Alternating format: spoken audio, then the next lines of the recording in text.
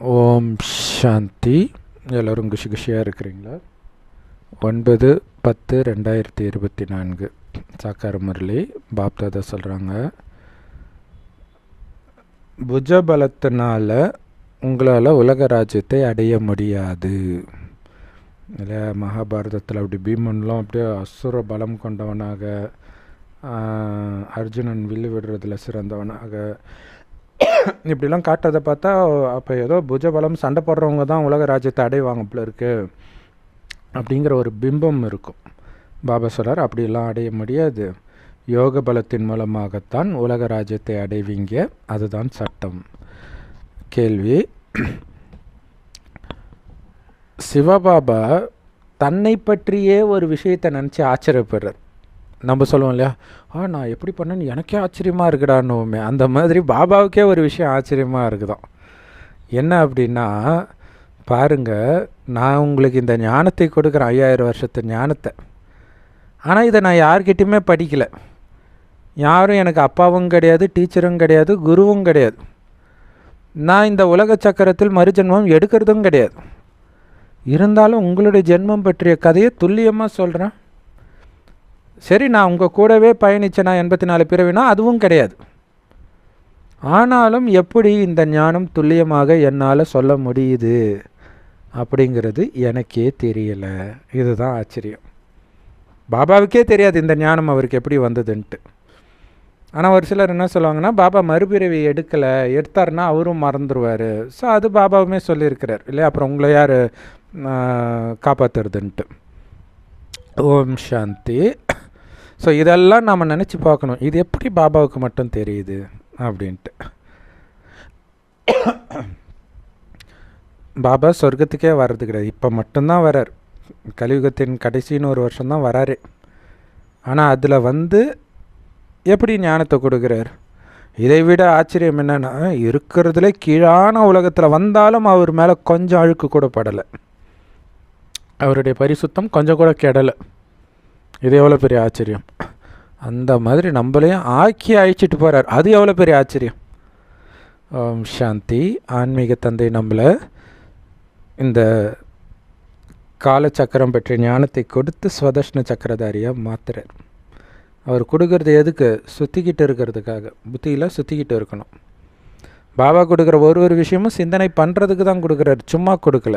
ஒரு விஷயமும் அதை சிந்தனை பண்ணும்போது தான் தெரியும், இதில் இவ்வளோ இருக்குதா அப்படின்ட்டு. இப்போ இந்த 84 பிறவி சக்கரத்தை பற்றி நம்ம தெரிஞ்சுக்கிறோம். இதுக்கு முன்னாடி தெரியாது. இப்போ தான் இதை தெரிஞ்சுக்கிறதுக்காகவே நீங்கள் பாபா கிட்ட வந்திருக்கிறீங்க. கண்டிப்பாக நீங்கள் 84 பிறவி சக்கரத்தில் நுழைஞ்சு தான் ஆகணும். குழந்தைங்களுக்கு இந்த 84 பிறவி சக்கரத்தின் ஞானத்தை பாபா கொடுக்கிறார். நான் ஸ்வதர்ஷ்ண சக்கரதாரி இல்லை, இந்த ஞானம் இருக்குது என்கிட்ட, ஆனாலும் இந்த சக்கரத்தில் நான் நுழையிறது கிடையாது. 84 பிறவி சக்கரத்தில் நான் நுழையிறது கிடையாது. அதனால்தான் சுகதுக்கத்தை நான் படித்தேன், ஆனால் அதிலிருந்து விலகி இருக்கிறேன்ட்டு கீதையில் இருக்கும். ஆனால் துக்கத்தை அவர் படிக்கலை, சுகத்தை மட்டும்தான் அவர் படிக்கிறார். இதிலிருந்து சிவத்தந்தை கிட்ட தான் எல்லா ஞானமும் இருக்குதுன்றதை நம்ம புரிஞ்சுக்கிறோம். இப்போ ஸ்வதர்ஷ்ண நாம் பிராமணர்கள் தான் ஸ்வதர்ஷ்ண சக்கரதாரியாக மாறுறோம், பாபா ஆகிறது கிடையாது இல்லையா. பாபா இந்த சக்கரத்தை சுற்ற வேண்டிய அவசியம் கிடையாது, ஏன்னா அவருக்குள்ளே தான் இந்த ஞானம் ஆழமாக பதிவு ஆயிடுச்சே. நாம் தான் பதிவு வைக்கிறதுக்காக சுற்றி வீண் விஷயத்தை எல்லாம் வெளியில் எடுக்கிறோம். அவருக்குள்ளே இருக்கிறதே இது மட்டும்தான். எப்படி அவருக்கு இந்த அனுபவம் வருது? உண்மையிலே நாம் தான் அதை அனுபவம் பண்ணோம், சொர்க்கத்தை நரகத்தை எல்லாத்தையும். பாபாவுக்கு எங்கேருந்து அனுபவம் வந்தது? இதை எல்லாத்தையும் அனுபவிச்சா மாதிரி சொல்கிறாரு இல்லையா. நடைமுறை அனுபவம் இருந்திருக்கணும் இல்லையா. பாபா சொல்கிறாரு, அதனால தான் என் பேர் ஞானக்கடல். ஆனால் 84 பிறவி சக்கரம் நான் எடுக்கலை, நுழையலை. ஆனால் எங்கேருந்து எனக்கு இந்த ஞானம் கிடைச்சிது? ஒரு ஆசிரியர் நடத்தினார்னா கண்டிப்பாக அவர் வேறு யார்கிட்டயோ படிச்சுட்டு வந்ததான் நடத்துவார். அப்படி இருக்கும்போது சிவபாபா என்ன படித்தார்? 84 பிறவி சக்கரம் பற்றிய ஞானம் அவருக்கு எப்படி தெரிஞ்சுது? ஏன்னா அவர் சுயம் 84 பிறவி எடுக்கவே இல்லையே. இதில் கீதையில் பார்த்தா கிருஷ்ணன் சொல்வார், அர்ஜுனா நீயும் நானும் எப்பொழுதும் இருக்கிறோம், ஆனால் உனக்கு உன்னுடைய மறுஜென்மம் பற்றி தெரியாது, எனக்கு தெரியும். எப்படி சொல்கிறாரு? உனக்கு உன்னோட மறுஜென்மம் பற்றி தெரியாது, எனக்கு தெரியும்னாரே தவிர என்னோட மறுஜென்மம் பற்றி தெரியும்னு சொல்லலை.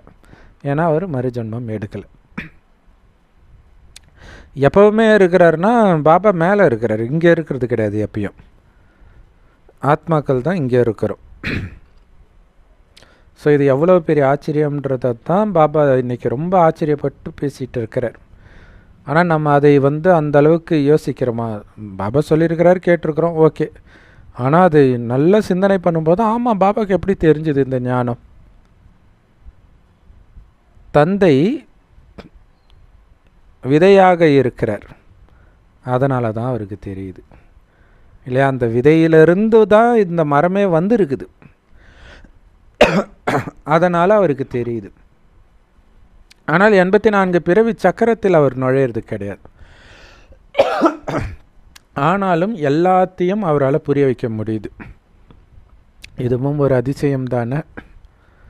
பாபா ஒன்றும் எந்த வேத சாஸ்திரத்தையும் படித்து சொல்லலை. எந்த வேத சாஸ்திரத்தை படித்தாலும் இது தெரியாது. அதனால தான் எடுத்தோன்னே எல்லோரும் நீங்கள் முதல்ல எதிலிருந்து வரீங்க, இதுக்கு என்ன ஆதாரம்னு கேட்பாங்க. ஏன்னா எதுலேயும் இது இல்லை. ஸோ நாடகத்தின்படி அவருக்குள்ளே இந்த நாடகம், இந்த ஞானம் பதிவாகி இருக்குது. அதைத்தான் நம்மக்கிட்ட பேசிகிட்டு இருக்கிறார். அப்போ அவர் எவ்வளோ அற்புதமான ஆசிரியர்! அதை நினைத்து நீங்களும் ஆச்சரியப்பட வேண்டாமா? இல்லை, பாபாவுக்கு எப்படி இந்த ஞானம் வந்துச்சோ, எப்படியோ நான் இதை வச்சு தப்பிச்சா போதும் அப்படின்னு நம்ம நினைக்கிறோம். அப்போ இப்படிப்பட்ட ஞானம் பாபா கிட்ட இல்லைன்னா என்ன ஆகும் நம்ம நிலைமை அப்படின்னு ஆச்சரியப்படணும். அதனால தான் அவருக்கு பெரிய பெரிய பேர், ஈஸ்வரா, பிரபு, அனைத்து ரகசியத்தையும் அறிந்தவனே அப்படிலாம் சொல்கிறோம். ஸோ எப்படி கடவுளுக்கு இவ்வளவு ஞானம் நிரம்பிச்சின்னு நம்ம ஆச்சரியப்பட்டு போகிறோம். எங்கேருந்து அவருக்கு கிடைச்சிது நமக்கு புரிய வைக்கிறாரு? எங்கேயாவது இருக்குதா? அவருக்கு இதை சொல்லி கொடுக்கறதுக்கு அவருக்கு அப்பாவும் கிடையாது, அவர் யார்கிட்ட இருந்தும் பிறக்கவும் இல்லை. அதுதான் நான் பெறுவதும் இல்லை, பெறப்படுவதும் இல்லை. குறிப்பாக பெறப்படவும் இல்லைன்றது குரானில் இருக்கும். ஸோ அப்பா இருந்தால் சரி, அப்பா கிட்ட இருந்து கேட்டிருப்பாருன்னு சொல்லலாம். டீச்சர் குரு இருந்தால் கூட அவர்கிட்ட கேட்டிருக்கலான்னு சொல்லலாம். எங்கேயுமே கேட்கலையே, எப்படி வந்தது அவருக்கு? நீங்கள் எல்லோரும் சகோதரர்கள், அவர் மட்டுமே உங்களுடைய தந்தை, விதையாக இருக்கிறார். குழந்தைங்களுக்கு எவ்வளவு ஞானத்தை கொடுக்கிறார். இன்னொரு விஷயமா அவருக்கு தெரியுது, அந்த 84 பிறவி சக்கரத்தில் நான் வருவதில்லைன்னும் தெரியுது. நீங்கள் தான் வரீங்க. அப்போ கண்டிப்பாக இந்த கேள்வி எழுந்தானே, பாபா அப்போ உங்களுக்கு எப்படி இந்த விஷயம்லாம் தெரிஞ்சுது? பாபா சொல்கிறாரு, இந்த அனாதியான நாடகத்தின்படி நான் இப்போ உங்களுக்கு கொடுக்குற இந்த ஞானம் ஆரம்பத்திலிருந்தே எனக்குள்ளே இருக்குது. நாடகத்தின்படின்னு தான் சொல்ல முடியும். அது இயற்கை. சூரியன் வருவது யாராலே, சந்திரன் வருவது யாராலே, எல்லாம் கடவுள் நினச்சிக்கிறாங்க. அது தானாக வருது, இயற்கை. அதே மாதிரி கடவுள்கிட்ட இந்த ஞானமும் இயல்பாகவே இருக்குது. எவ்வளோ பெரிய ஆச்சரியம்! ஸோ இந்த ஞானம் ஆரம்பத்திலே இருக்கிறதுனால தான் என்னை கடவுள் உயர்ந்ததிலும் உயர்ந்தவர்னு சொல்கிறீங்க. ஆனால் அவர் இந்த நாடகத்தில் நுழையிறதே கிடையாது. அப்போ அரை கல்பம் கத்தந்தெல்லாம் வேஸ்ட்டு. ஏதோ கடவுள் கேட்குறதா நினச்சிட்டு கடவுள் மேலே சத்தியம் பண்ணியிருப்போம், இது பண்ணியிருப்போம், அது பண்ணியிருப்போம், நெருப்பில் நடந்திருப்போம், எல்லாமே வேஸ்ட்டு. இல்லை, அவர் எதையுமே பார்க்கல. நீங்கள் கூப்பிட்டது என்ன, எனக்கு பரந்தாமத்தில் கேட்டுச்சான்னு கேட்குறாரு. நீங்கள் பாவனையாக நினச்சிட்டு இருக்கும்போது காட்சி கிடைக்கும், அதுக்கும் கடவுளுக்குமே சம்மந்தம் கிடையாது. நாடகத்தில் இருந்தால் கிடைக்கும்னு சொல்லுவார். பாபா கிட்ட இந்த ஒட்டுமொத்த உலகத்துடைய ஆரம்பத்திலேருந்து கடைசி வரை உள்ள ஞானம் இருக்குது. ஸோ அப்போ அப்படிப்பட்டவரை நீங்கள் கண்டுபிடிச்சிட்டிங்கன்னா உங்களுக்கு எவ்வளவு சந்தோஷ அனுபவம் ஆகணும். 84 பிறவி சக்கரத்தின் ஞானம் அவருக்கு எங்கேருந்து கிடைச்சதுன்றதை மட்டுமே தான் வரிசையாக திரும்ப திரும்ப திரும்ப திரும்ப திரும்ப சொல்லிக்கிட்டே இருக்கிறார் பாருங்க. அப்போ அதில் அவ்வளோ ரகசியம் இருக்குது. அதை நினச்சி ஆச்சரியப்படணும். அதே மாதிரி ஒரு படத்தில் ரஜினி பாடுவார், ஹீரோயினை பார்த்து, அழகான ஆண்கள் கோடி கணக்கில் இருக்கிறாங்க, கருப்பாக இருக்கிற எண்ணெய் மேலே போல ஆசை வச்சிருக்கே அப்படின்னு ஹீரோயினை பார்த்து பாடுவார். அந்த மாதிரி ராகவேந்திரர், சங்கராச்சாரியர், வள்ளலார் கடுமையாக தவம்லாம் பண்ணாங்க, அங்கெல்லாம் கிடைக்கல. நாம் குப்பையில் கடந்தோம். நம்மளை பிடிச்சி குளிப்பாட்டி அபிஷேகம் பண்ணி கோயிலில் வைக்கிறார். அது எவ்வளோ பெரிய ஆச்சரியம். அப்படி என்ன தான் நம்ம பண்ணியிருப்போம் அப்படி நமக்கே ஆச்சரியமாக இல்லை? அதே மாதிரி பாபாவுக்கு இந்த ஞானம் கிடச்சிது பாருங்க, அது இன்னும் ஆச்சரியம். அப்பா கிட்டேருந்து இந்த ஞானம் உங்களுக்கு கிடைக்கிது பாருங்க, வேறு யாருக்கும் கிடைக்காம. அது ஆச்சரியமோ ஆச்சரியம். ஸோ அதுதான் கடவுளால் தேர்ந்தெடுக்கப்பட்டவர்கள் அப்படின்ட்டு கிறிஸ்தவ மதத்தில் அடிக்கடி வரும். அப்படி தானே இருக்குது, வேறு யாருக்கும் கிடைக்காம நமக்கு கிடைக்குதே. பாபா கிட்ட தான் ஒரிஜினல் ஞானம் இருக்குது. அதனால தான் அவரை ஞானம் நிரம்பியவர்னு சொல்கிறோம். அவர் யார்கிட்டையும் படிக்கலை, இருந்தாலும் அவர் ஞானம் நிரம்பியவர். ஏன்னா முழு ஞானம் ஆதியிலிருந்து இந்த ஞானம் இருக்குது. இது எவ்வளோ பெரிய அற்புதம். அதனால்தான் இந்த படிப்பை மிக உயர்ந்த படிப்புன்னு சொல்லப்படுது. குழந்தைங்களும் பாபா எப்படி அவரை பார்த்து அவர் ஆச்சரியப்படுறாரோ அதே மாதிரி குழந்தைங்களும் அப்பாவை பார்த்து ஆச்சரியப்படுறோம். எதனால் அவரை ஞானம் நிரம்பியவர்னு சொல்கிறோம்? ஸோ முதல்ல புரிஞ்சிக்க வேண்டிய விஷயமே இதுதான். சரி, ரெண்டாவது விஷயம் என்ன? இந்த படத்தை மக்களுக்கு காட்டும்பொழுது அவங்க என்ன சொல்கிறாங்க, இந்த பிரம்மாவுக்கு ஒரு ஆத்மா இருக்கும் தானே, அதே மாதிரி இவர் நாராயணனானா அவருக்கும் ஒரு ஆத்மா இருக்கும் தானே சொந்தமாக, அப்போ 2 ஆத்மா தானே அப்படி சொல்கிறாங்க. ஏன்னா மனிதர்கள் ஆத்மா வேற உயிர் வேறன்னு வேற சொல்லிட்டு இருக்கிறாங்க. ஸோ அந்த அர்த்தத்திலையும் அப்படி சொல்கிறாங்க. ஒன்று பிரம்மாவுடையது, இன்னொன்று நாராயணனுடைய ஆத்மான்ட்டு. ஆனால் நல்லா யோசித்து பார்த்தீங்கன்னா இதே ஆத்மா தான் போய் அந்த உடம்பை எடுக்குது. ஆனால் மனிதர்கள் அது கூட புரிஞ்சிக்காமல் கேட்குறது ஆச்சரியமாக இருக்குது. 2 வெவ்வேறு ஆத்மாக்கள் கிடையாது, ஒரே ஆத்மா தான். பிரம்மாவாக இருப்பவரே நாராயணன் ஆகிறார். இதை ஒத்துக்க மாட்டுறாங்க, 2 ஆத்மான்றாங்க. ஆனால் கடவுள் வேறு நாம் வேறுனா இல்லை எல்லாம் ஒன்று தான், கடவுள்லேருந்து நம்ம வந்திருக்கிறோம், இப்படியெல்லாம் யோசிக்கிறாங்க. ஸோ நாராயணன், இந்த விஷ்ணு தான் நாராயணன் ஆகிறாரு அப்படின்னு ஒரு உதாரணத்துக்கு ஒரு தேவதையை பற்றி நம்ம சொல்கிறோம். இந்த பிரம்மா விஷ்ணு ஆகிறாரு, நாராயணன் ஆகிறாரு. இது ஆழமான விஷயங்கள். பாபா உங்களுக்கு பாபாவை தவிர யாராலையும் நடத்த முடியாத ஆழமான ஞானத்தை கொடுக்குறார். வேறு எங்கேயுமே கிடைக்காது, பைபிளில் கிடையாது, குரானில் கிடையாது. இப்போ விட்டிங்கன்னா முடிஞ்சு போச்சு, திரும்ப படிக்க முடியாது. ஒரு நாள் முரளி மிஸ் பண்ணிங்கன்னா ஒவ்வொரு கல்பத்திலும் மிஸ் பண்ணிவிடுங்க. அதில் மிகப்பெரிய ரகசியம் இருக்கும். அந்த மிஸ் பண்ணதை வச்சு தான் உங்களுக்கு டெஸ்ட் பேப்பரே வரும். ஸோ அதனால தான் அந்த சக்கர வியூகத்துக்குள்ளே போக தெரியும் அபிமன்யுக்கு, வெளில வர தெரியாது. ஏன்னா அதை பற்றி சொல்லும்போது தடைப்பட்டுடுது. அதே மாதிரி தான் இங்கே ஏதோ ஒரு காரணத்தினால நீங்கள் முரளியை ஃபுல்லாக படிக்கலை அல்லது ஒரு நாள் மிஸ் பண்ணிட்டீங்கன்னா அதில் தான் நீங்கள் மாட்ட போகிற பெரிய டெஸ்ட் பேப்பருக்கான சொல்யூஷனே இருக்கும். பிரம்மா விஷ்ணு 2 வெவ்வேறு ஆத்மாக்கள் கிடையாது. அதே மாதிரி இப்போ கேட்குறார், சரஸ்வதி லக்ஷ்மி 2 ஆத்மாவா ஒரு ஆத்மாவா? அதுவும் ஒரே ஆத்மா தான், ஆனால் 2 உடம்பு.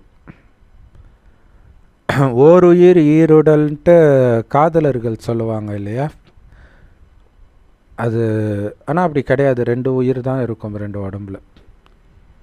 சும்மா அப்படி ஒரு மிகைப்படுத்தி சொல்கிறது. ஆனால் உண்மையிலே லக்ஷ்மிக்கும் ராதைக்கும் சரி, லக்ஷ்மிக்கும் சரஸ்வதிக்கும் ஒரே உயிர் தான், உடம்பு மட்டும் வேறு இல்லையா? இந்த உடலை விட்டு அந்த உடலை எடுக்குது. சரஸ்வதி பிறகு லக்ஷ்மி ஆகுறாங்க. ஸோ ஆத்மான்னு பார்த்திங்கன்னா ஒரு ஆத்மா தான். அந்த ஒரு ஆத்மா தான் 84 பிறவி எடுக்குது. ஸோ இதை புரிஞ்சுக்கணும் இல்லையா?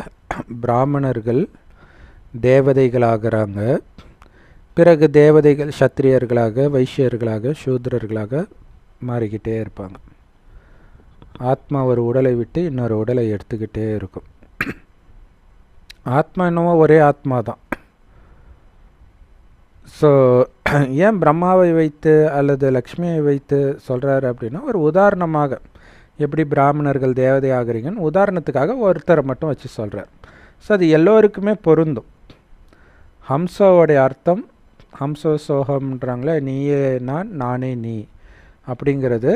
நானே தேவதையாக இருந்தேன், நானே சத்திரியனாக இருந்தேன், வைஷ்யனாக இருந்தேன், சூத்திரனாக இருந்தேன், இப்போ சங்கமயுக பிராமணனாக இருக்கிறேன். மற்றபடி நானே கடவுள்னு அர்த்தம் கிடையாது. ஸோ இதுவும் ஆழமான விஷயம். முதல்ல நீங்கள் எல்லோரும் அந்த ஒரு தந்தையுடைய குழந்தைங்க அப்படிங்கிறத ஞாபகம் வச்சுக்கணும். எல்லா ஆத்மாக்களும் உண்மையிலே பரந்தாம நிவாசிகள் இல்லையா? அந்த ஒரு தந்தையுடைய குழந்தைங்க. அந்த தந்தை எங்கே இருக்கிறார்? பரந்தாமத்தில் இருக்கார். அவர் கூடவே தான் நம்மளும் இருக்கிறோம், வெறும் ஆத்மாவாக இருக்கும்பொழுது. இங்கே இந்த பூமிக்கு வந்து உடல் எடுத்து நடிக்கிறோம். இது ஒரு விளையாட்டு. பாபா உட்கார்ந்து இந்த விளையாட்டை பற்றிய செய்தியை கொடுக்கிறார், இந்த நாடகம் பற்றிய செய்தி கொடுக்கிறார். தந்தைக்கு மட்டும்தான் இது தெரியும். அவருக்கு யாருமே நடத்துனது கிடையாது. அவருக்கு மட்டும்தான் இந்த 84 பிறவி சக்கரம் பற்றிய ஞானம் இருக்குது. அதை நமக்கு சொல்கிறார். ஆனால் நம்ம இதை மறந்துடுறோம், அவர் மறக்கிறது கிடையாது. இன்னொரு விஷயம் என்னென்னா, அவரும் ஃபுல்லாக மறக்கிறது இல்லைன்னு சொல்ல முடியாது. ஏன்னா ஆரம்பத்தில் அவர் சின்ன சின்னதாக தானே சொல்ல ஆரம்பிக்கிறார். கேட்டால் நாடகத்தில் எது பதிவாயிருக்கோ அதை சொல்கிறேன்றார். அப்போ ஆரம்பத்தில் அவருக்கும் ஞாபகம் வரல, கொஞ்சம் கொஞ்சமாக ஞாபகம் வர்றதை எல்லாத்தையும் அவர் நமக்கு சொல்லிடுறார்.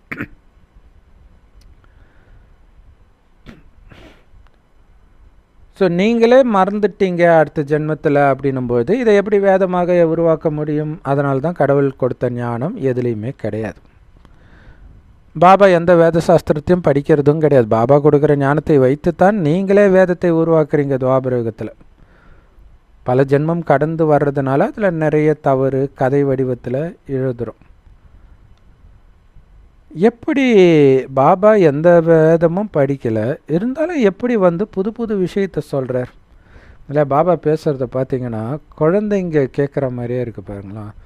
அது எப்படிப்பா, இது எப்படிப்பா, இது எனக்கு புரியலப்பா அப்படின்னு கேட்பாங்க இல்லையா? மம்மி இது எப்படி மம்மி, இது புரியல மம்மின்னு திரும்ப திரும்ப அதையே கேட்பாங்க. அதே மாதிரியே பேசுகிறார் நம்ம குழந்தை பாபா. ஸோ பாபாவை நம்ம குழந்தைய நினைக்கணுன்றதுக்காக தான் அங்கே கிருஷ்ணரை குழந்தையாக நினைக்கிறாங்க, இயேசுவை குழந்தையாக நினைக்கிறாங்க. ரொம்ப முக்கியமானது.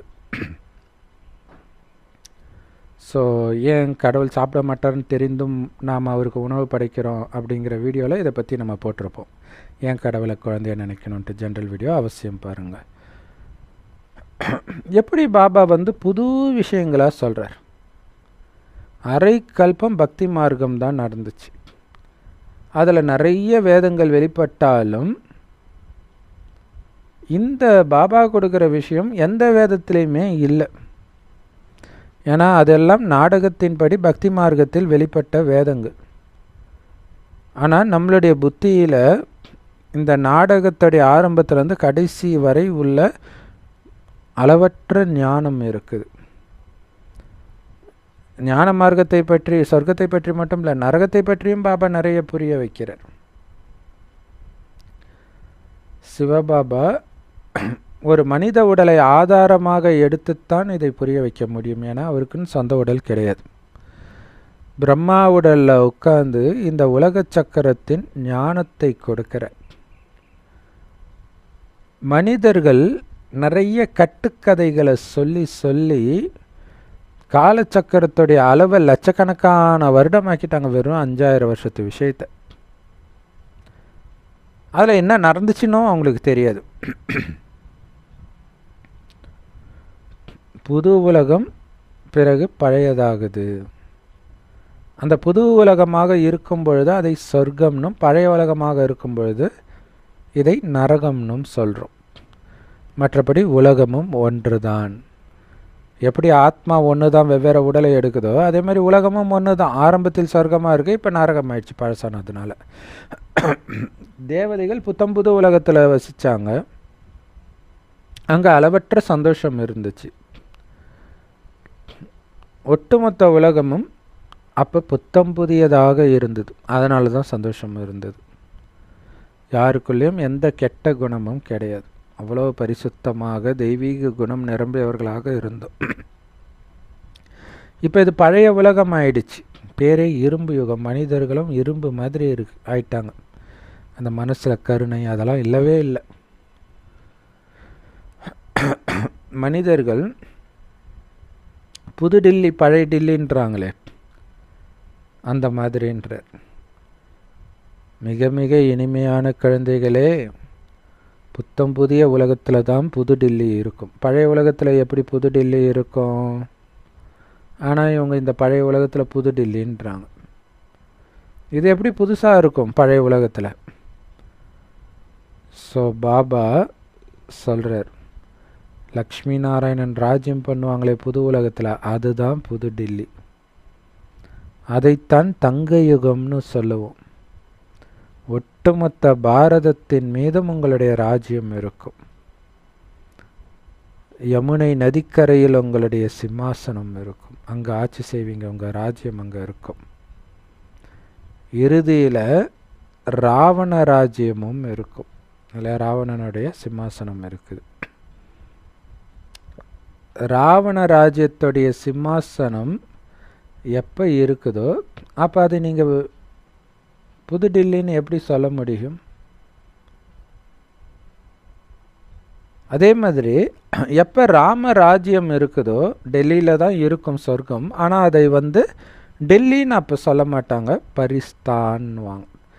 பரினா தேவதை இல்லையா? பரிசுத்தன்றதே தேவதைகள் மாதிரி சுத்தமானவர்கள்னு அர்த்தம். ஸோ அப்போ பரிஸ்தான் தேவதைகளின் ஸ்தானம், உலகம்னு அர்த்தம். ஸோ அதுக்கப்புறம் பாரதத்திற்கு வெவ்வேறு ராஜ்யம் நடக்கும்போது அதற்கேற்ப பேரை மாற்றி மாற்றி கொடுக்குறாங்க. ஸோ இப்போ கொடுத்தாங்க இல்லையா, கல்கத்தாவை கொல்கத்தான்னாங்க, பாம்பேவை மும்பைனாங்க, மெட்ராஸை சென்னைன்னாங்க. இப்போ நிறைய பேருக்கு மெட்ராஸ்ன்னு ஒரு பேர் இருந்துச்சுன்றதே தெரியல. ஏன்னா பாம்பே மும்பை பேர் ஓரளவுக்கு ஒரே மாதிரி இருக்குது. கல்கத்தா கொல்கத்தா இருக்குது. ஆனால் மெட்ராஸுக்கும் சென்னைக்கும் அவ்வளோ வித்தியாசம் இருக்குது. So Madras presidency college, so இந்த மாதிரி ஏதோ ஒரு சில இடங்களில் மெட்ராஸ்ன்ற பேர் இருக்குது. நிறைய ஊரில் மெட்ராஸ் மெடிக்கல்னு இருக்கும்.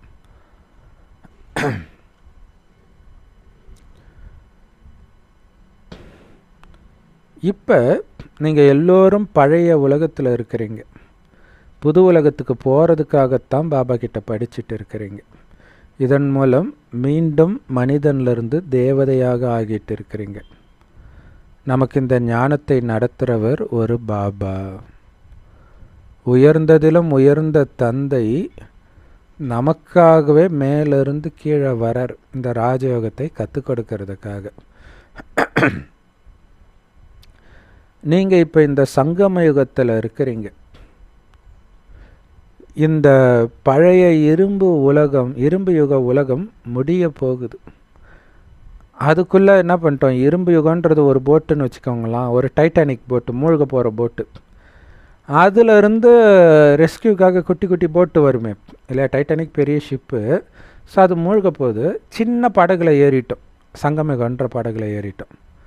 அப்படின்னு அர்த்தம் அந்த ஷிப்பில் இருந்து சுத்தமாக வெளியேறிட்டோன்னு அர்த்தம். வெளியேறினா தானே அடுத்த படகுக்கு போக முடியும். ஏன்னா தெரிஞ்சு போச்சு இந்த பழைய உலகம் மூழ்க போகுது, அழிய போகுதுன்ட்டு. ஸோ பாபா இதோடைய கணக்கு சொல்கிறார். நான் பிரம்மா பாபாவுடைய உடலில் வரேன். மனிதர்களுக்கு யார் இந்த பிரம்மான்னு தெரியல.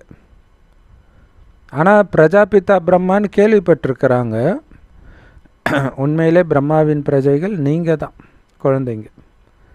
அதனால தானே உங்களை நீங்கள் பிரம்மகுமார் குமாரிகள்னு சொல்லிக்கிறீங்க. உண்மையிலே நிராகார ஆத்மாக்கள் சிவபாபாவுடைய குழந்தைகள் இல்லையா? வெறும் ஆத்மானா சிவபாபாவுடைய குழந்தை, உடம்புன்னு வரும்போது தான் பிரம்மாவுடைய குழந்தை. நாம் சிவ வம்சத்தை சார்ந்தவர்கள், சிவனுடைய குலத்தை சார்ந்தவர்கள். இந்த சாக்கார உலகத்தில் இல்லையா, சாக்காரன்னு நான் உடல் கொண்ட உலகத்தில் நீங்கள் சகோதரன் சகோதரிகள். பிரஜாபிதா பிரம்மா அவர் ஒரு தேகதாரி தானே, அவருடைய குழந்தைகள். இப்போ சாக்காரத்தில் கூட சகோதரன் சகோதரி உறவை தவிர உங்களுக்கு வேறு எந்த உறவும் கிடையாது. ஆத்மான்னு பார்த்தீங்கன்னா சகோதரர்கள், அப்போவும் அதை தவிர வேறு எந்த உறவும் கிடையாது.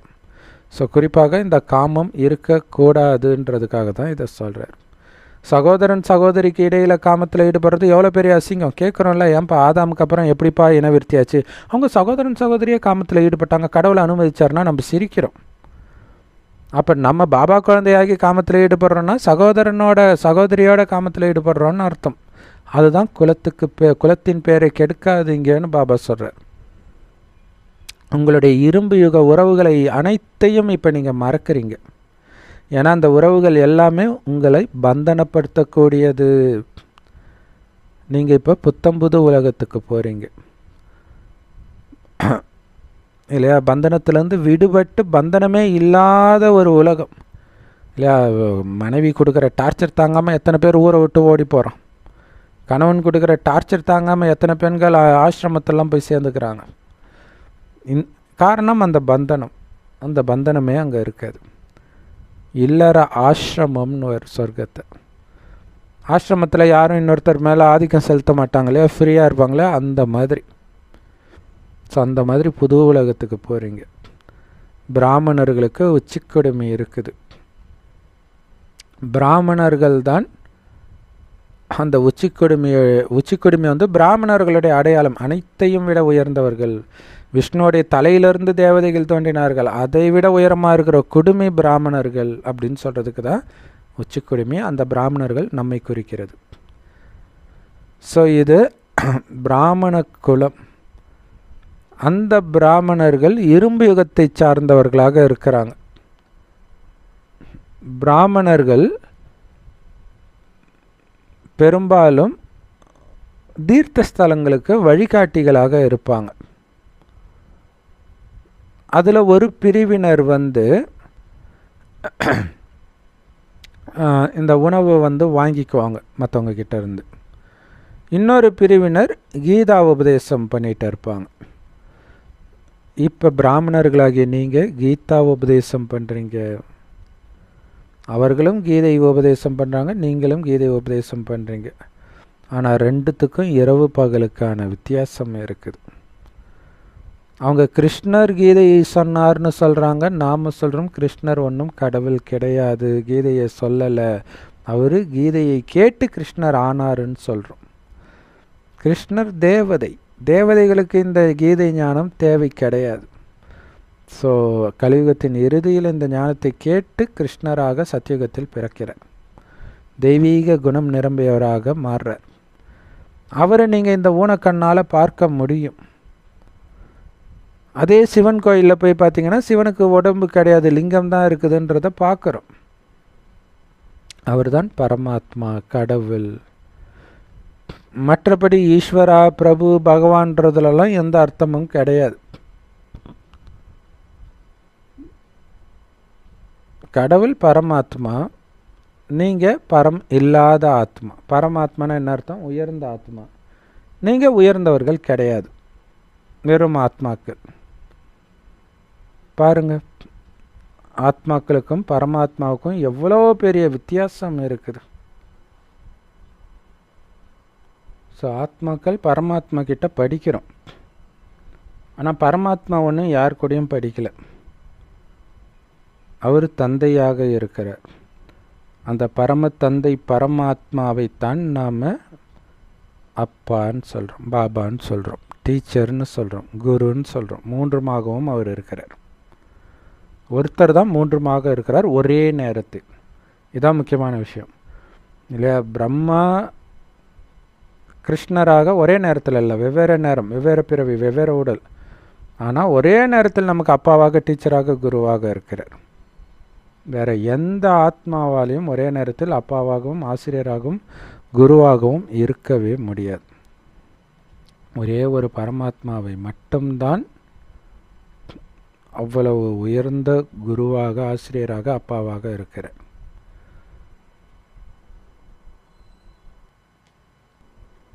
ஸோ எல்லோருக்குமே முதல்ல அப்பா வேணும், பிறகு தான் டீச்சர், பிறகு தான் சத்குரு தேவை, குரு தேவை.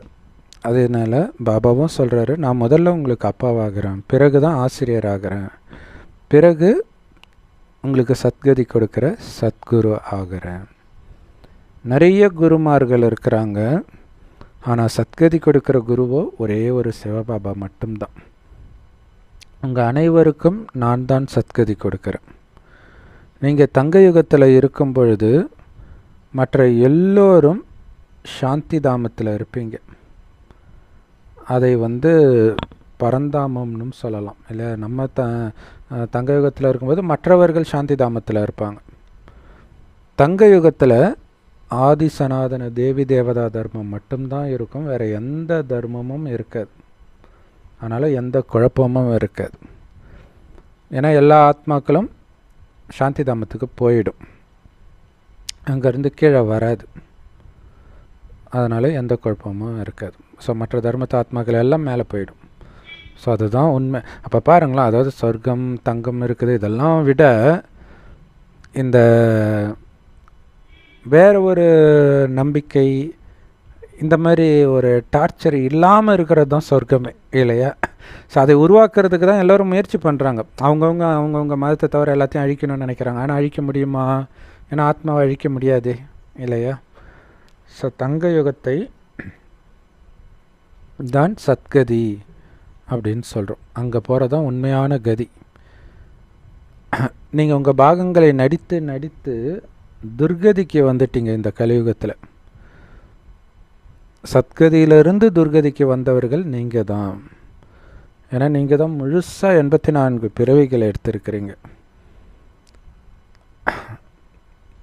சொர்க்கத்தில் ராஜாராணி எப்படியோ பிரஜைகளும் அப்படியே தூய்மையானவர்களாக, தெய்வீக குணம் நிரம்பியவர்களாக இருப்பாங்க, வரிசைக்கிரமம் இருந்தால் கூட. அதுலேயும் ஆரம்பத்தில் வெறும் 9 லட்சம் பேர் தான் இருப்பாங்க சத்தியுகம் 1ஆம் தேதி அப்போ. ஸோ அந்த 9 லட்சம் பேர் தான் முழுசாக 84 பிறவிகள் எடுப்பாங்க. ஸோ மற்றவர்களும் பிறகு தான் வராங்க. அப்போ என்னாகும்? பிறவி குறையும். அதனால தான் பாபா சொல்கிறாரு, எல்லோரும் 84 பிறவிகள் எடுக்கிறது கிடையாது. ஸோ சொர்க்கத்தில் இருக்கிறவங்களே எல்லோரும் 84 பிறவி எடுக்கிறது கிடையாது. ஆரம்பத்தில் வந்தவங்க தான் எடுப்பாங்க. யார் லேட்டாக வராங்களோ அவங்களுக்கு கண்டிப்பாக குறைவான பிறவிகள் தான் இருக்கும். அதிகபட்சம் 84 பிறவிகள். ஆனால் எந்த மனிதர்களுக்கும் இந்த விஷயமே தெரியாது. நம்ம 84 லட்சம் பிறவி எடுத்தோம் அப்படி இப்படின்னு சொல்லிட்டு இருக்கிறாங்க. ஸோ பாபா தான் இந்த உண்மையை நமக்கு புரிய வைக்கிறார். கீதையில் பகவானின் மகா வாக்கியம்னு எழுதப்பட்டிருக்குது. ஆனால் அந்த பகவான் யார்? கிருஷ்ணர் ஒன்றும் ஆதி சனாதன தேவி தேவதா தர்மத்தை உருவாக்கலையே, அவரே தேவதா தர்மத்தை சார்ந்தவராக இருக்கிறார். அவர் எப்படி உருவாக்கி இருக்க முடியும்? ஸோ சிவத்தந்தை தான் ஆதி சனாதன தேவி தேவதா தர்மத்தை ஸ்தாபனை செய்தது. கிருஷ்ணருடைய ஆத்மா தன்னுடைய 84வது பிறவின் கடைசி நேரத்தில் இந்த ஞானத்தை கேட்குது. ஸோ அவர் தான் மீண்டும் நம்பர் 1 ஆகிறார்.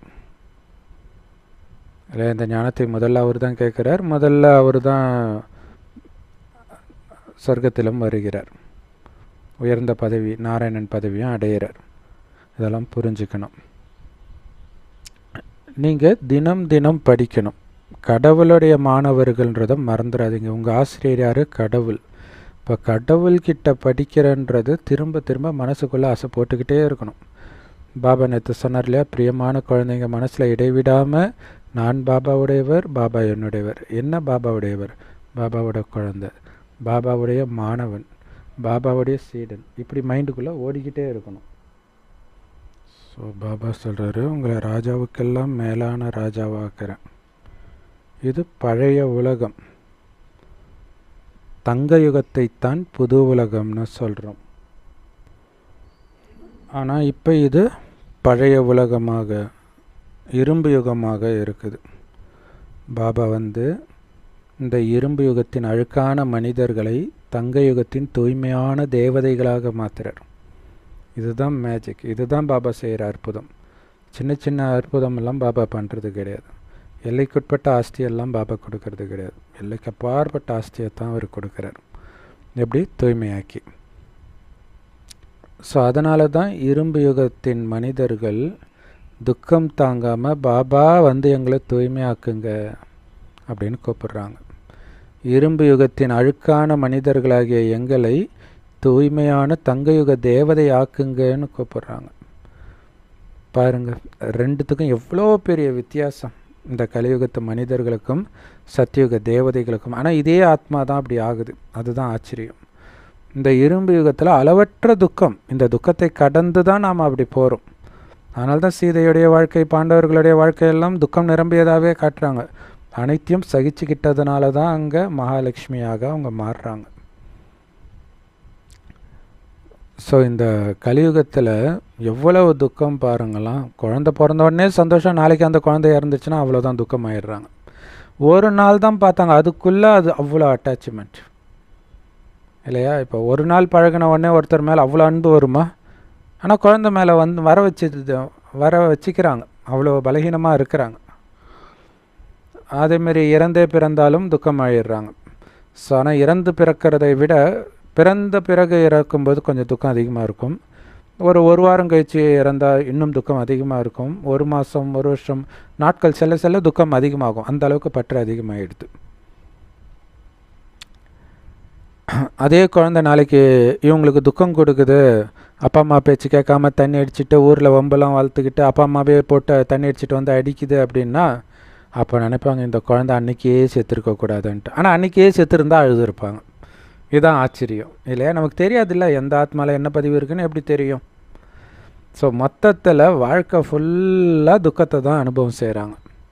அதனால தான் இந்த உலகமே துக்கதாமம்னு சொல்லப்படுது. பாபா தான் சுகம் நிரம்பிய உலகத்தை உருவாக்குறார் இல்லையா? மனிதர்கள் ஆனந்தத்திற்காக அது பேர் என்ன, எம்ஜிஎம் போன்ற இதுக்கெல்லாம் போகிறாங்க. அந்த இடத்துல அந்த ராட்சச ராட்டினம் அறுத்துக்கிட்டு விழுந்து இறக்குறாங்க. எங்கே சந்தோஷம் கிடைக்கும்னு காசை கொடுத்து போனாங்களோ அங்கேயே விழுந்து இறக்குறாங்க. ஸோ அப்போ இந்த மாதிரி துக்கமே இல்லாத உலகம் சொர்க்கம் மட்டும்தான் இல்லை? ரோட்டில் நடக்கும்போதே நமக்கு பயமாக தானே இருக்குது. எந்த நேரம் எந்த வண்டி வரும்னே தெரிய மாட்டேங்குது இல்லை? திடீர்னு வண்டி போய் எங்கேயோ இடித்து சாகுறாங்க. 2 வீலர்லேயே வேறு ஏதோ பள்ளத்தில் விழுந்து சாகுறாங்க. 4 வீலரும் அதேமாதிரி இதாகுது, அவுட் ஆஃப் கண்ட்ரோலில்.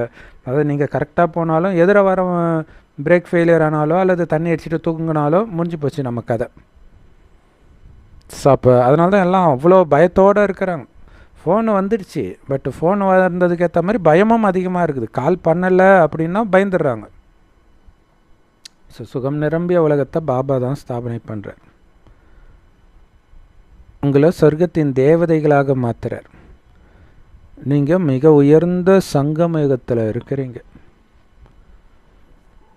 மிக உயர்ந்த ஆண்களாகவும் பெண்களாகவும் மாறிட்டு இருக்கிறீங்க. லக்ஷ்மி நாராயணன் ஆகிறதுக்கு தான் இங்கே வந்திருக்கிறீங்க. மாணவர்கள் தங்களுடைய ஆசிரியரோடு கண்டிப்பாக புத்தி யோகத்தை இணைப்பார்கள். ஏன்னா இவர் கூட படித்து நாம் டாக்டராகவோ இன்ஜினியராகவோ ஆவோம்னு தெரியும், அந்த லட்சியம் இருக்குது. அதனால் அந்த வாத்தியார் சொல்கிறத கவனம் கொடுத்து கேட்குறாங்க. இங்கே அதே மாதிரி பரமபிதா பரமாத்மா சிவபாபாவோடு நம்முடைய யோகம் இருக்குது. ஏன்னா அவர் சொல்லிக் கொடுக்குற ஞானத்தின் மூலமாக உலகத்திலேயே நம்பர் 1 பதவி, தேவதை பதவி அடையிறோம். அப்போ அவரோட புத்தி யோகம் எந்த அளவுக்கு இருக்கணும்? அவர் சொல்கிறார், சாலிகிராம குழந்தைகளே, உங்கள் அப்பாவாகிய என்னை நினைவு செய்யுங்க. உங்களை ஆத்மானு உணர்ந்து உங்கள் அப்பாவாகிய என்னை மட்டும் நினைவு செஞ்சுக்கிட்டே இருங்க. ஏன்னா ஞானம் நிரம்பியவர் அவர் மட்டும்தான். அவரை நினைத்தால் மட்டுமே பாவம் அழியும். உண்மையான கீதையை அவர் தான் சொல்கிறார். ஆனால் அது அவரே எங்கேயுமே படித்தது கிடையாது, தானாகவே வருது. அதனால தான் கடவுளை சுயம்பு அப்படின்னு சொல்கிறோம். பாபா சொல்கிறாரு, நான் யாருக்கும் குழந்தையாக பிறக்கவும் இல்லை, யாரிடமும் இந்த ஞானத்தை படிக்கவும் இல்லை.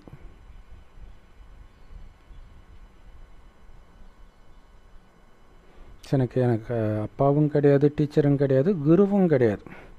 இருந்தாலும் நான் குழந்தைகளாகிய உங்களுக்கு, உலகத்துக்கே அப்பாவாக, ஆசிரியராக, குருவாக ஆகிறேன். எவ்வளோ பெரிய ஆச்சரியம் இல்லையா? அவரைத்தான் பரமாத்மா, உயர்ந்தவர் அப்படின்னு சொல்ல முடியும். இன்னும் அந்த ஒரு பேரை தான் மனிதர்கள் வச்சுக்கல இல்லையா? சத்குரு வச்சுக்கிட்டாங்க, இன்னும் பரமாத்மா பரமபிதான் தான் வைக்கல. அந்த பரமாத்மாவையும் தூக்கி கிருஷ்ணருக்கு போட்டுட்டாங்க, கிருஷ்ண பரமாத்மான்ட்டாங்க. ஸோ பரமபிதா மட்டும் யாருன்னு தெரியாமல் இருக்குது வெயிட்டிங்கில்.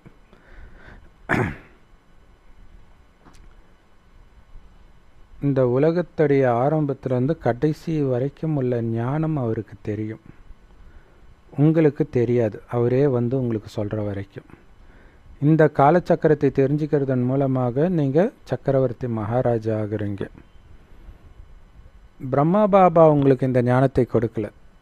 இவர் உடம்புக்குள்ளே சிவபாபா நுழைந்து இந்த ஞானத்தை ஆத்மாக்களாகிய உங்களுக்கு சொல்லிக் கொடுக்குறார். இது எவ்வளோ பெரிய புது விஷயமா இருக்குது பாருங்களா. சங்கமயுகத்தில் மட்டுமே இந்த ஆச்சரியம் நடக்குது. இந்த பழைய உலகம் இப்போ முடிய போகுது. சிலருடைய செல்வம் மண்ணோட மண்ணாக போகுது, மற்றவர்களுடைய செல்வம் திருடர்களால் திருடப்படும், அரசாங்கத்தினால் கூட அபகரிக்கப்படும். பாபா குழந்தைங்களுக்கு சொல்கிறார், நிறைய ஸ்கூல் திறங்க, மியூசியம் திறங்க. எந்த ஸ்கூலு? இந்த கீதா பாடசாலை. மியூசியம், கண்காட்சி திறங்க.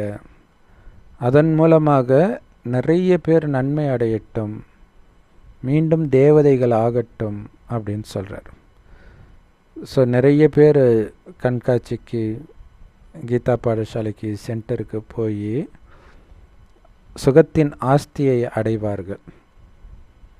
ஏன்னா இப்போ துக்கம் நிரம்பிய ராவண ராஜ்யமாக இருக்குது. ராமராஜ்யத்தில் தான் சுகம் இருந்தது, ராவண ராஜ்யத்தில் துக்கம்தான் இருக்குது. காரணம் எல்லோரும் விகாரிகள் ஆயிட்டாங்க, அதனால தான் துக்கம் இருக்குது. ஆனால் சொர்க்கம் விகாரமற்ற உலகம். லக்ஷ்மி நாராயணனுக்கும் குழந்தைகள் இருப்பாங்க, ஆனால் யோக பலத்தினால அந்த குழந்தைகள் பிறந்திருப்பாங்களே தவிர காமத்தினால கிடையாது. ஸோ அந்த யோக பலத்தை தான் பாபா நமக்கு இப்போ சொல்லிக் கொடுக்குறார். யோக பலத்தின் மூலமாகத்தான் நம்ம உலகத்தின் எஜமானர் ஆகிறோம். மற்றபடி யாரும் ஸ்தூல பலம், உடல் பலமோ ஆயுத பலத்தையோ வச்செல்லாம் உலகத்துக்கு எஜமானர் ஆக முடியாது. சட்டம் அதை அனுமதிக்காது இல்லையா? நம்ம எதிர்க்க அங்கே யாரும் இருக்க மாட்டாங்க சொர்க்கத்தில். ஆனால் இங்கே பாருங்கள், ஒரு அமெரிக்கா பிடிக்கணும்னு நினச்சா ரஷ்யா விடாது, ரஷ்யா பிடிக்கணும்னு நினச்சா அமெரிக்கா விடாது. ஸோ அப்போ உலகத்தை யாராலையும் பிடிக்க முடியாது. அவங்களுக்குள்ளேயே எதிர்ப்பாளர்கள் வந்துக்கிட்டே இருப்பாங்க. நீங்கள் பாட்டு கண்டுக்காமல் பாபா நினைவில் இருங்க. ஐயோ அநியாயம் நடக்குது, அதை பற்றி நீங்கள் கண்டுக்காதீங்க. அதற்கான தண்டனை யாரால் கொடுக்கணும்னு நாடகத்தில் இருக்குதோ அது கிடைக்கும். நீங்கள் விலகி விலகி ஓடுங்க. ஏன்னா நமக்குள்ளே எவ்வளோ பாவம் இருக்குதுன்னு தெரியாது. நீங்கள் தண்டனை கொடுக்கணும்னு போனீங்கன்னா நீங்கள் போய் மாட்டிக்குவீங்க. யோக பலத்தினால அமைதியாக இருங்க. குழந்தைங்க யோக பலத்தின் மூலமாக ஒட்டுமொத்த உலகத்தின் ராஜ்யத்தை அடையிறோம், அதுவும் சொர்க்கத்தின் ராஜ்யத்தை. ஸோ அப்போ இது எவ்வளவு உயர்ந்த படிப்பு, இந்த யோகத்தை கற்றுக் கொடுக்குற படிப்பு. பாபா சொல்கிறாரு, முதல்ல தூய்மையாக இருப்பேன்னு சத்தியம் பண்ணுங்க. ஏன்னா தூய்மை ஆகிறதன் மூலமாகத்தான் நீங்கள் தூய்மையான உலகத்தின் எஜமானர்களாக முடியும். நல்லது. ஸோ அற்புதமான வாணி கொடுத்த அன்பான பாப்தாதாவுக்கு அன்பு நினைவுகள் மற்றும் காலை வணக்கம். பாபா சொல்கிறாங்க, உங்களுடைய கலியுக உறவுகள் உங்களுக்கு பந்தனத்தை தான் ஏற்படுத்திச்சு. அதனால் அதையெல்லாம் மறந்து உங்களை சங்கமயுக பிராமணனாக நினைங்க. அப்படின்னு அர்த்தம். கலியுகத்தை விட்டு வந்தாச்சு. 2 யுகத்தில் ஒரே நேரத்தில் இருக்க முடியுமா? சத்தியுகத்திலும் திரேதா யுகத்திலும் அட் டைமில் இருக்க முடியுமா? அந்த மாதிரி நீங்கள் வேறு யுகத்துக்கே வந்துட்டீங்க. அதுக்கு தான் யுகம்ன்ற அந்த வார்த்தையே பாபா பயன்படுத்துகிறார் இல்லையா? அதிலிருந்து சுத்தமாக மாறிட்டீங்க. இது வேறு யுகம். சத்தியுகத்தை விட உயர்ந்த யுகத்துக்கு வந்திருக்கிறீங்க. அதனால் ஏன் இன்னும் கலியுகத்தை நினச்சி துக்கப்படுறீங்க? கலியுகத்தின் உறவுகளை எல்லாம் மறங்க. வெறும் ஆத்மா தான் தெரியணும். ஆத்மாவை பார்த்து தான் பேசணும். அந்த ஆத்மா எங்கே போகணுமோ அங்கே போயிடும். இந்த உணர்வு தான் இருக்கணும் நீங்கள் எந்த ஆத்மாவை பார்த்து பேசும்பொழுதும். அது உங்கள் கணவனாக இருக்கலாம், மனைவியாக இருக்கலாம், குழந்தையாக இருக்கலாம், அப்பா அம்மாவாக இருக்கலாம், உங்களுக்கு கீழே வேலை செய்கிறவங்களாக இருக்கலாம், மேல் அதிகாரியாக இருக்கலாம். அப்போ தானாக எல்லோரையும் சமமாக மரியாதையோடவும் பார்ப்பீங்க. ஸோ பாபா சொல்கிற இந்த உண்மையான கீதையை மட்டும் கேட்டு மற்றவர்களுக்கும் புரிய வைங்க. இந்த பழைய உலகம் அழிய போகுது. அதனால் உங்ககிட்ட இருக்கிற அனைத்தையும் இப்போவே பயனுள்ளதாக ஆக்கிக்கோங்க. இல்லாட்டினா கடைசியில் மண்ணோட மண்ணாக போயிடும். ஸோ இது குரானில் அற்புதமாக சொல்லப்பட்டிருக்கும். நேற்று தான் அதை எடுத்தோம். ஸோ அந்த குரான் பைபிள் வீடியோவும் பாருங்கள். ஏன்னா அதில் ஞானத்தை தான் சொல்லுவோம். பாபா குழந்தைங்களுக்கு ரொம்ப குஷியாகிடும். ஓ, நம்ம ஞானம் அங்கே இருக்குதான்ட்டு அவ்வளோ சூப்பராக இருக்கும். ஸோ அதில் பார்த்திங்கன்னா என்ன சொல்லப்பட்டிருக்கோம் அப்படின்னா, ஒருத்தன் ரொம்ப பெரிய பணக்காரன், நிறைய தோட்டம் இருக்குது, நீரருவி எல்லாமே அவனுக்கு சொந்தமாக இருக்குது. ஆனால் அவனுக்கு வயசாயிடுச்சு. அவனை பார்த்துக்கிற மாதிரி குழந்தைங்க இல்லை, படுத்த படுக்கையாக இருக்கிறாங்க. அந்த நேரத்தில் திடீர்னு ஒரு இயற்கை சீற்றம் எல்லாத்தையும் அழிச்சிட்டா அவனுடைய நிலைமை எப்படி இருக்கும்? அப்படித்தான் இங்கே இருக்கிற பணக்காரர்களுடைய நிலைமை அப்படின்னு சொல்லப்பட்டிருக்கும். அதைத்தான் பாபா சொல்கிறார் இல்லையா? அழியிறதுக்கு முன்னாடி பயன்படுத்திக்கோங்க, இல்லைன்னா அந்த நிலைமை தான் உங்களுக்கு. கடைசியில் யாருக்குமே சாப்பாடு கிடைக்காது. ஆனால் நமக்கு கொஞ்சமாவது கிடைக்கும். ஆனாலும் நாம் சேர்த்து வச்சிட்டோன்ற அந்த போதை இருக்கும். அழிவற்ற செல்வம் 21 பிறவிக்கு சேர்த்து வச்சுருக்கிறோன்ற குஷி இருக்கும். ஆனால் அவங்க பாவம் வெறுங்கையோடு போவாங்க. நிறைய பேருக்கு நன்மை செய்யணும், சொர்க்கத்துக்கு வர வைக்கணும் அப்படின்னா, மனிதன்லேருந்து தேவதையாக மாற்றணும் அப்படின்னா நிறைய ஸ்கூல் மியூசியம் திறங்க, பாபா ஞானத்தை சொல்வதற்காக. செம்ம செம்ம செம்ம பவர்ஃபுல் வரதானம். பாபா சொல்கிறாரு, சகித்து கொள்பவராக ஆகி ஒவ்வொரு சூழ்நிலையிலும் பாபாவுடைய கட்டளைகளை புரிஞ்சுக்கிட்டு அன்புனால் சகித்து கொள்ளுங்கள். ஸோ இதுக்கு விளக்கம், சில குழந்தைங்க சொல்கிறாங்க, பாபா நான் எவ்வளோ தான் கரெக்டாக நடந்தாலும் நானே எல்லாத்தையும் பொறுத்துக்க வேண்டியதாக இருக்குது, ஒவ்வொரு விஷயத்திலும் நானே மரணிக்க வேண்டியதாக இருக்குது. பாபா சொல்கிறார் இல்லையா, மர்ஜீவ வாழ்க்கை. அப்போ நானே இறக்க வேண்டியதாக இருக்குது. அவங்க தலை மேலே மிளகா அரைக்கிறாங்க, என்னை ஏமாந்தவன் நினச்சி இப்படியெல்லாம் சொல்லுவாங்க. பாபா சொல்கிறாரு, இந்த மாதிரி சகிச்சிக்கிறது, மரணிக்கிறது தாரணை பாடத்தில் முதல் நம்பருக்கு வர்றதுன்னு அர்த்தம்னு புரிஞ்சுக்கோங்க. அதனால் எதையும் சகிச்சிக்கிறதுக்கு பயப்படாதீங்க. சில குழந்தைகள் சகிச்சிக்கிறாங்க, ஆனால் கட்டாயத்தினால் சகிச்சிக்கிறதுக்கும் இல்லையா, நமக்கு மேலே இருக்கிறவங்க சொல்கிறாங்க வேறு வழி இல்லை, சரண்டர் ஆகிட்டோம், திரும்பி வீட்டுக்கும் போக முடியாது, அதனால் சகிச்சிக்கிறேன்ட்டு இருப்பாங்க சென்டரில்.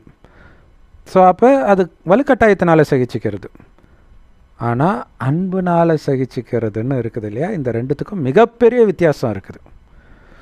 நீங்கள் வேறு வழி இல்லாமல் சூழ்நிலையில் சிக்கி சகிச்சிக்கலை, பாபா என்னை சகித்துக்கொள்ள சொன்னார், பாபா மேலே உள்ள அன்புனால் நான் சகிச்சிக்கிறேன். இதுதான் இங்கே முக்கியமான விஷயம் இல்லையா? பாபா கொடுத்த கட்டளை அன்பா இதை சகிச்சிக்கோன்ட்டு. அப்படி யார் சகிச்சிக்கிறாங்களோ அவங்க தான் தன்னை மாற்றிக்கொண்டவர்கள். அதற்கு உங்களுக்கு மார்க் இருக்குது, சும்மா கிடையாது. இதில் பார்த்தீங்கன்னா பிக் பாஸ் வீட்டில் இருக்கிற அந்த ப்ரோக்ராம் இருக்குது இல்லையா, நிறைய பிரச்சனைகள்லாம் வரும். ஆனால் எல்லாத்துக்கும் அவங்களுக்கு சம்பளம் இருக்குது இல்லையா, அதை தாங்கிக்கிறதுக்கு தான் சம்பளம். தாங்க முடியாமல் ஓடிட்டாங்கன்னா சம்பளம் காலி. அந்த மாதிரி இங்கே நீங்கள் எந்த அளவு சகிச்சிருக்கீங்களோ அந்த அளவுக்கு உயர்ந்த பதவி. அதாவது என் பொருட்டு யார் சகித்து கொள்கிறார்களோ துக்கத்தை அவங்க பாக்கியவான்னு பைபிள்லே இருக்கும். இப்போ யோசிச்சு பாருங்கள். ஸோ அன்பாக சகிச்சிக்கிறது. ஸோ அது பைபிளில் உள்ள வார்த்தை இங்கே வெளிப்படுற விஷயன்றது இப்போ தான் நானே பார்க்குறேன். இது கேட்கும்போது ரொம்ப சந்தோஷமாக இருக்குது. அதேமாதிரி நம்மளுடைய ஞானம் அந்த பைபிள் குரானில் வெளிப்படுறதை கேட்கும்போது அவ்வளோ சந்தோஷமாக இருக்கும். ஸோ அவசியம் அந்த சேனல்ஸை சப்ஸ்கிரைப் பண்ணி பாருங்கள், உங்களுக்கு புரியும். நான் சொல்கிறது நம்ம நிறைய பல ஆங்கிளில் யோசித்து புரிஞ்சுக்குவோம். அது வேறு ஒரு அர்த்தத்தில் சொல்லப்பட்டிருக்கோம். அதை ஞானத்தோடு பொருத்தி பார்க்கும்போது இந்த ஞானத்தையே நம்ம ஒரு வேறு ஒரு ஆங்கிள்லையும் புரிஞ்சுக்கிறதுக்கான வாய்ப்பாக இருக்கும். ஸ்லோகன்: சுகம் அல்லது சந்தோஷன்ற சத்தான டானிக்கை யார் எப்போவும் சாப்பிட்டுக்கிட்டே இருக்கிறாங்களோ அவங்க தான் ஆரோக்கியமாக இருக்க முடியும். ஸோ 2 விதத்தும் ஆத்மாவும் ஆரோக்கியமாக இருக்கும், உடலும் ஆரோக்கியமாக இருக்கும். ஏன்னா குஷி மாதிரி சத்தான டானிக் கிடையாதுன்றார். அப்போ குஷியை கொடுக்கக்கூடியது என்ன? சங்கம யுகத்தில் பண்ணுற ஒரு விஷயமும் குஷியை தான் கொடுக்கும். பாபாவை நினைத்தால் குஷி, பாபா சொன்னதை நினைத்தால் குஷி, முரளி படித்தால் குஷி, சொர்க்கத்தை நினைத்தால் குஷி, போகிற பாதை குஷி, அதில் பொறுத்துக்கிட்டா குஷி, துக்கமும் உங்களுக்கு சுகமாக அனுபவமாகும். ஏன்னா பாபா சொல்லியிருக்காரு, ஒன்றுத்துக்கும் உனக்கு மார்க்கு அன்புனால பொறுத்துக்கோன்றார். செம்ம பவர்ஃபுல் வரதான ஸ்லோகன். அதான் பாபா சொல்கிறார், நீங்கள் குஷி குறைஞ்சதுன்னா ஏதோ ஒரு ஸ்ரீமத்தை அவசியம் மீறீங்கன்னு புரிஞ்சுக்கோங்கன்ற. அதான் சொன்னார், சந்தோஷமாக பொறுத்துக்கோங்க. அது இல்லாதனால குஷி போகுது, முரளி படிக்காதனால குஷி போகுது, என்னதுன்னு தலைமையில சுமந்துக்கிட்டதுனால குஷி போகுது. எல்லாமே பாபாவோடது. அப்படி ஜாலியாக இருக்கிறது மட்டும்தான் சங்கமயுக வாழ்க்கையோட உங்களுக்கு கொடுக்கப்பட்ட ஒரே வேலை. பாபா நினைவுனால ஜாலியாக இருக்கணும், ஸ்ரீமத் படி நடக்கிறதுனால ஜாலியாக இருக்கணும். ஸ்ரீமத் படி நடந்தாலே நீங்கள் ஜாலியாக தான் இருப்பீங்க. ஸ்ரீமத்தை மீறினாலே உங்களுக்கு அந்த சந்தோஷம் இருக்காது. சேவை செய்கிறதுல சந்தோஷம், எல்லாமே இங்கே சந்தோஷத்தை மட்டுமே கொடுக்கக்கூடியது. உலகத்துக்கு சக்தியை கொடுத்தா அதுவும் சந்தோஷம். Om Shanti. Love you Bap Dada. Thank you Bap Dada. குஷியாக இருங்க, குளிர்ச்சியாக இருங்க.